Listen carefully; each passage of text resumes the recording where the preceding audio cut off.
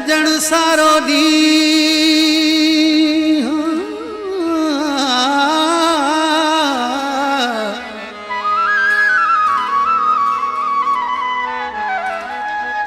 सजण सारो ॾींहुं रोंदे रोंदे गुज़रियो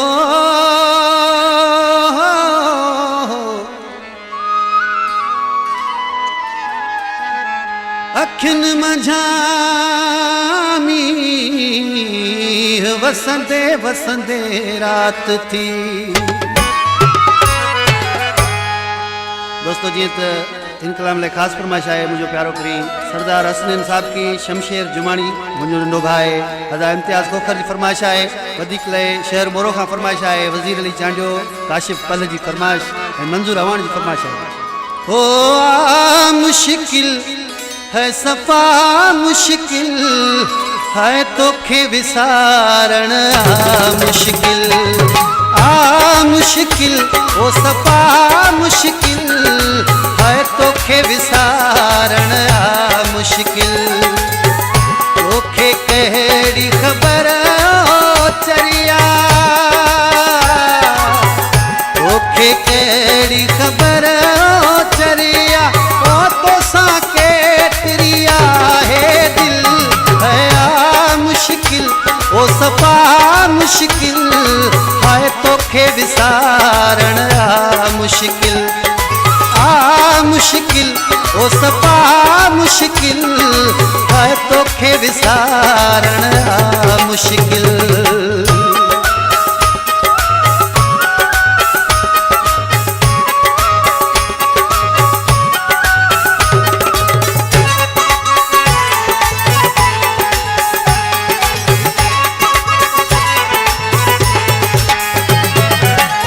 दिल जी धक धक सां गॾु तोखे आऊं कंदो आहियां सॾु तोखे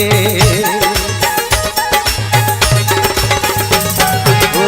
दिल जी धक धक सां गॾु तोखे आऊं कंदो आहियां सॾु तोखे अच मुॾे जानी अहिड़ा जल्दी अच मुॾे जानी अहिड़ा जल्दी ओ भाकुर पाए मूं सां मिल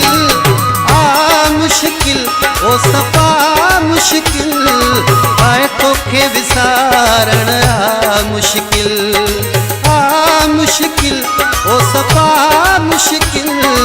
है तोखे विसारण मुश्किल।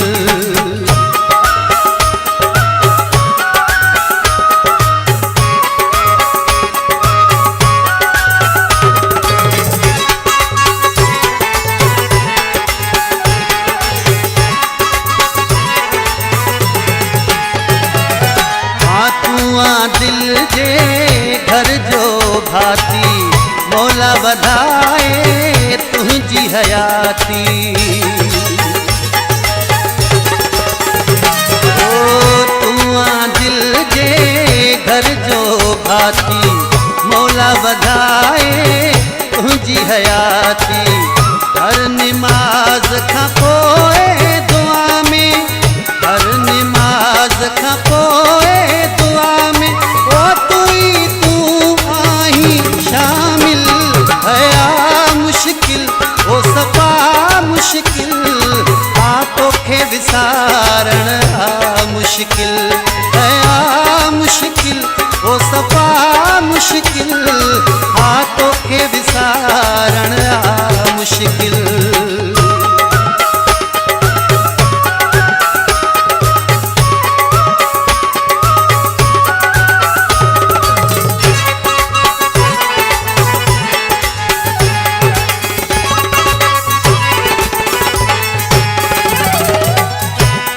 जुदा थी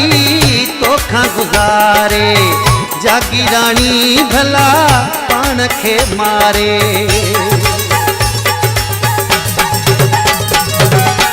कीअं जुदा थी तोखां गुज़ारे जागी रानी भला पाण खे मारे इरशाद आहे मरण ई वाहिद